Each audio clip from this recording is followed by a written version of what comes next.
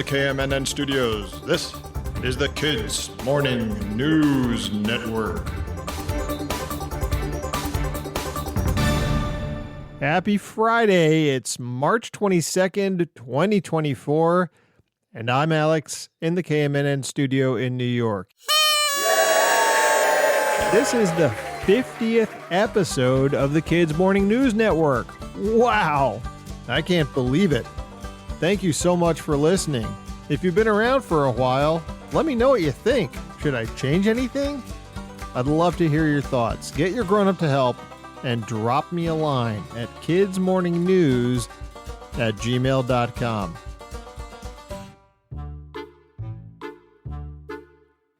Now, you didn't hear this from me, but it's National Goof Off Day, so I'm out of here. Yeah, just kidding. I'll goof off later. It's Friday after all. A launch to the International Space Station had to be scrubbed just 20 seconds before liftoff yesterday.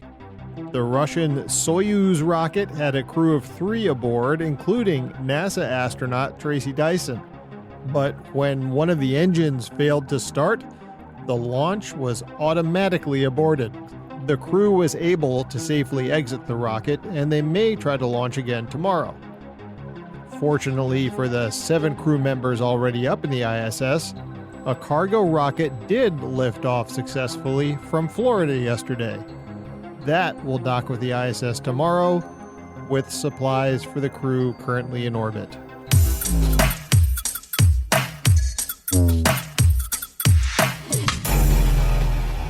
The Stanley Cup is the trophy the pro hockey teams fight tooth and nail over. Or should we say, fight stick and puck over? And it all started on this day, March 22nd, in 1892, with a guy named Lord Stanley. He was from England, but Queen Victoria made him Governor General of Canada. He got over there, saw a hockey game, and he was hooked. He may have been hockey's first superfan. Lord Stanley decided to donate a fancy cup as a prize for the best team in Canada. It wasn't called the Stanley Cup back then. He thought it should be the Dominion Hockey Challenge Cup. Dominion because back then Canada was called the Dominion of Canada. It was actually part of England. The first Stanley Cup trophy was a bowl about 7.5 inches high and 11.5 inches across. It was made in England, and it cost Lord Stanley about $50 in US dollars, which today would be like $1,500. Now, the cup they use today is a different one. The one they use today is about 3 feet tall, but it has a reproduction of that original cup mounted on top. The first time the cup was awarded was in 1893, and right from the start, everybody else called it the Stanley Cup.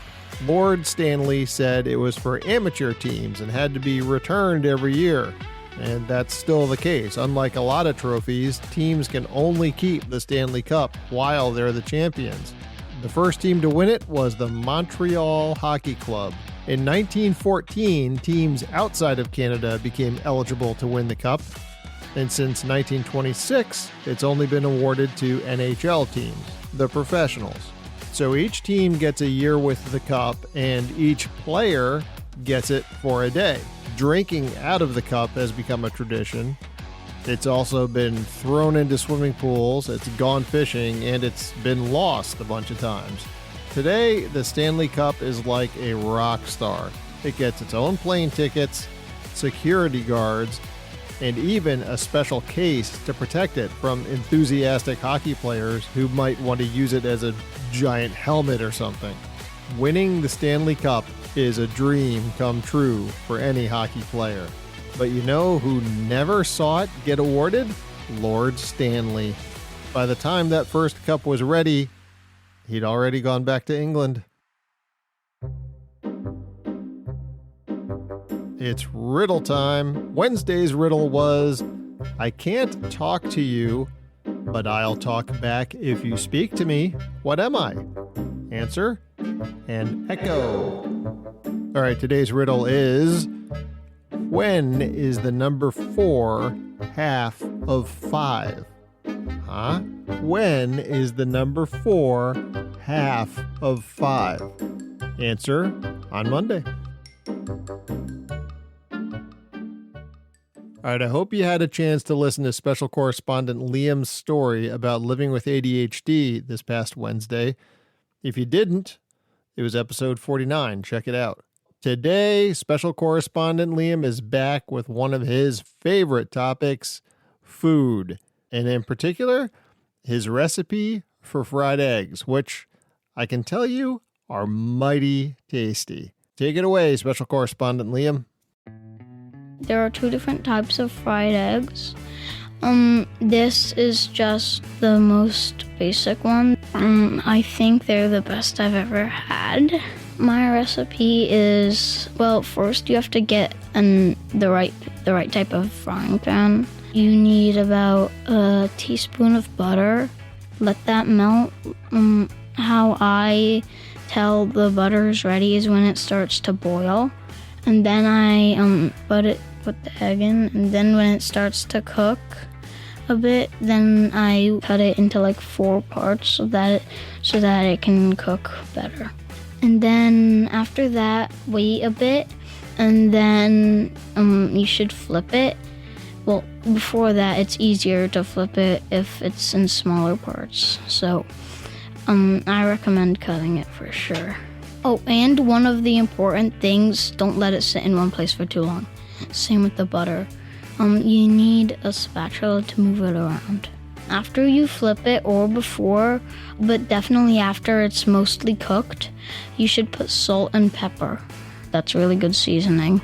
And then after that, once it starts to like pop and crackle and like shoot pieces everywhere, burning hot pieces of eggs go flying, then that's when it's ready for sure. Oh, and also do not wear anything like shaggy while you're doing it. It's a fire hazard. And if you're a kid, then always have a grown-up with you. Good advice. Safety first. Thanks again, Special Correspondent Liam. Busy week for you. You're here twice, but it's always great to have you. And we're planning a report from Special Correspondent Finn on Monday.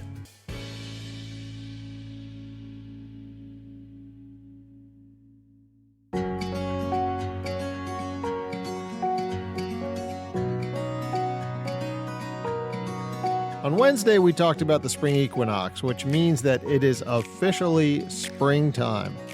That magical time when the cold places start to thaw out and things come alive again. The reason we get springtime and all the seasons is because the Earth is tilted like a big ball that's tilted. As it goes around the sun, different parts get more or less sunlight. In spring, the part of the Earth where you live, assuming you're not living right near the equator, starts tilting more toward the sun. And that means warmer days and shorter nights.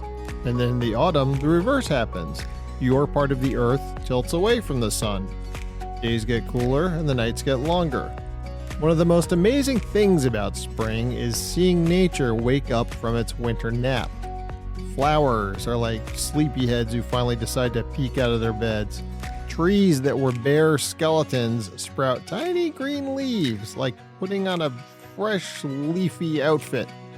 But spring isn't just about plants playing fashion show. Animals come out of hiding. Baby birds hatch and chirp in the trees. It's also baby time for a lot of other animals, from fluffy bunnies to wobbly fawns. And for people, it's like a giant get outside and play day that lasts for hopefully a couple of months. So next time you feel that warm sunshine on your face and see the flowers blooming, remember, spring is here. It's time to celebrate new beginnings, enjoy the outdoors, and maybe even witness a baby animal emerge from its hiding spot. Pretty cool, right?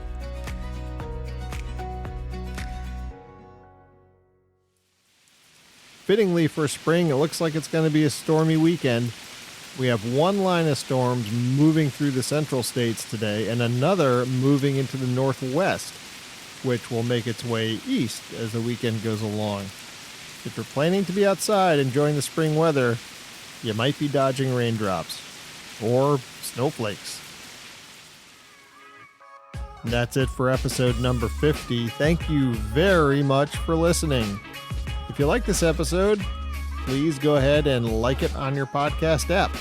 And subscribe, share, and spread the word about the Kids Morning News Network. Grown-ups, if you'd like to become a supporter, there's a link in the episode description.